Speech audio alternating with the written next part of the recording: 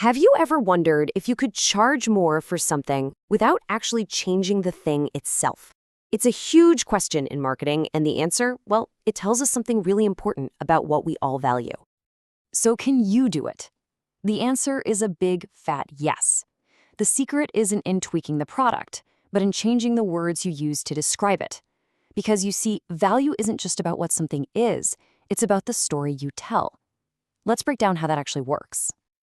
To really get this, we first have to understand that every single product out there has two different kinds of value. One is purely practical, and the other is all about emotion. On one side, you have what's called commercial value. This is just the product's basic function. A beer is a cold drink. Simple. But on the other side, you have appraised value, and this is all about how it makes the customer feel. Suddenly, that same beer isn't just a cold drink anymore. Nope, it's a luxurious taste, a premium quality experience. It's a reward. So how do you get from that basic function to that amazing feeling? The bridge is copywriting. The right words are what take a customer from just knowing what a product does to really feeling what it means. All right, let's see this thing in action. This is where it gets really interesting, when we look at the exact same product, but describe it in two totally different ways. Okay, take this pasta dish. For $50, the first description just says, tomato pasta. Fine, but now look at the second one. It tells a story of authentic ingredients, of a chef's incredible dedication, of scarcity. The price is identical, but which one feels more valuable? Come on, which one are you more excited to order? Or how about this wine glass? At first, it's just a piece of glass, but when you add the story of craftsmanship and family tradition, it's not just a glass anymore, is it?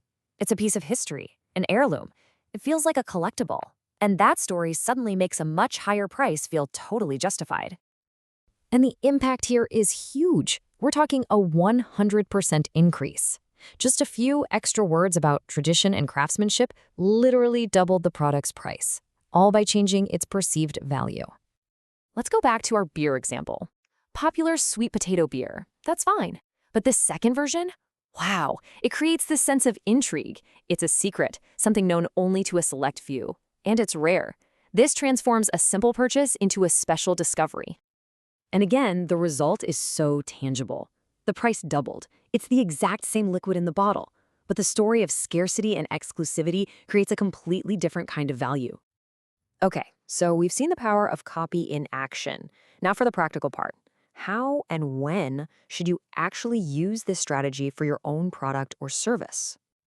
This is the key question, isn't it? Because look, this strategy isn't for everyone. There's a very specific time when focusing on your copy becomes your single most powerful move. Here's the crucial takeaway. If your brand is already a massive success, you may not need this. But if you have a great product, you know it's just as good as your competitors, and yet your sales are flat, that's your signal. Before you think about changing the product, try changing the story. And here's a simple framework to get you started. First, find what makes your product special. Is it the origin of your materials, the unique process, the story of how it all started? Second, put that uniqueness front and center in all your copy. And third, use that story to connect with the right customers, the ones who aren't just looking for the cheapest option, but for something that really reflects their own taste. It really all boils down to this simple, powerful formula. You start with the same product. You give it a new story. And just like that, you create a completely different value in the mind of your customer. Ultimately, that's the big takeaway here. Value isn't just something inherent in your product. It's created by how you describe it. So your job is to make the story just as special as the product itself. Don't just sell the thing, sell the meaning.